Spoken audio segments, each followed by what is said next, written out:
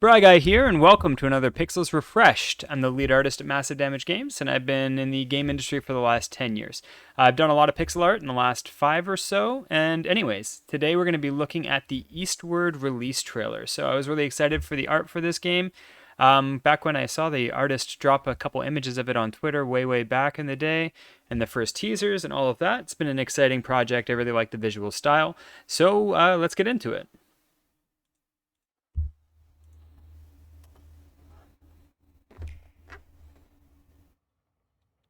Nice.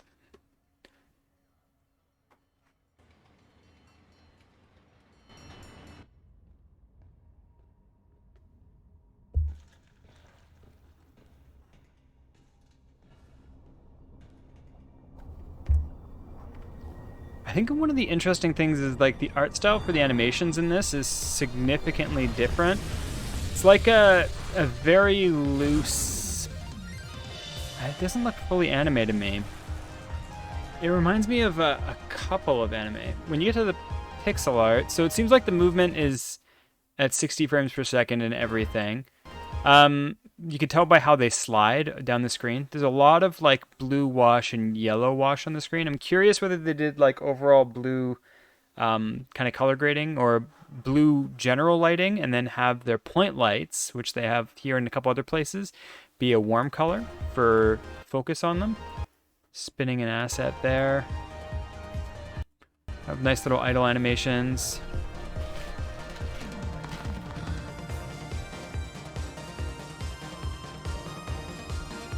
Getting a Mega Man Legends vibe from some of the characters.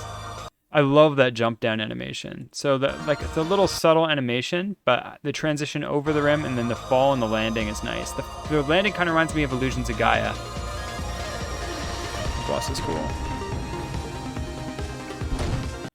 I've kind of always had trouble with the games where you kind of like rotate around too much with pixel art, but hopefully they have a means around it. This area here gives kind of like Chrono Trigger vibe.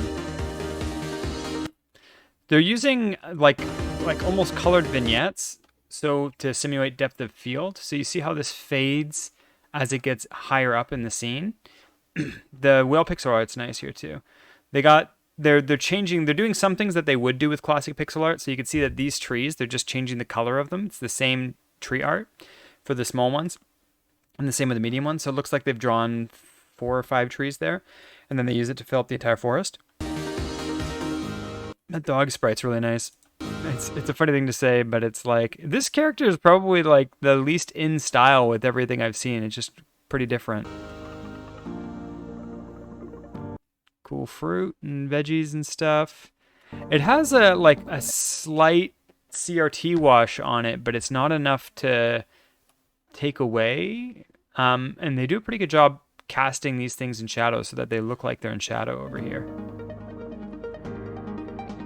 Good idle animations, very expressive animations.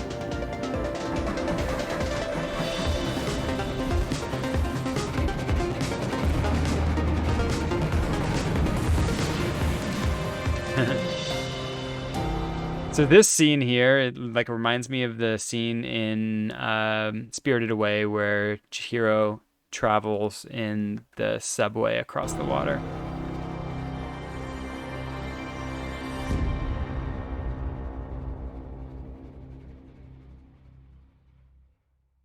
Cool.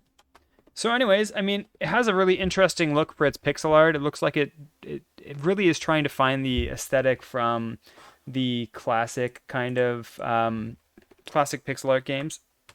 It very much looks like it's taking elements of like Chrono Trigger and Earthbound and mixing them together with a couple other games.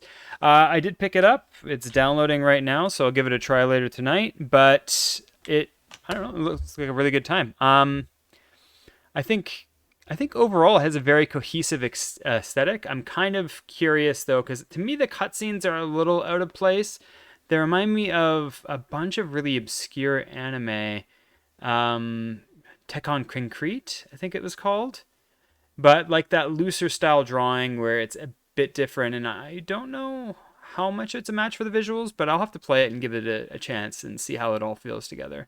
The color palette's super nice. So they have these kind of like extremely like everything is very harmonized. So it's like right here you kind of have the yellow. This would be like a split complementary color palette. You have the blue, the red, and the yellow. You have most of the time it's a very just generally harmonized color palette. You have the like everything is they're using color grading, like modern color grading. So color grading is an effect where you can kind of unify the entire scene. You can make it so traditionally in like original pixel art games on Super Nintendo, everything would be the same, like the whatever sprite, whatever you drew it at, it would almost always look whatever color that sprite was. But now with our post-processing stack, you can have a little bit of color wash over everything, or you can unify or play with the colors to make everything operate in more limited ranges. So this is using very modern color grading techniques on the game.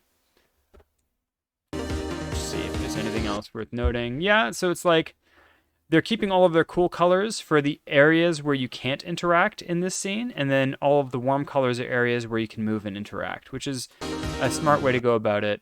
Same thing here, warmer areas where you go, cooler areas where you can.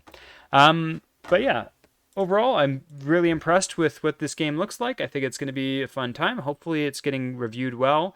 I think they did a really, really nice job with the art. So yeah, hopefully we get to see more from this developer in the future. But anyways, I hope you liked the video, and yeah, thanks for watching. I'll catch you later.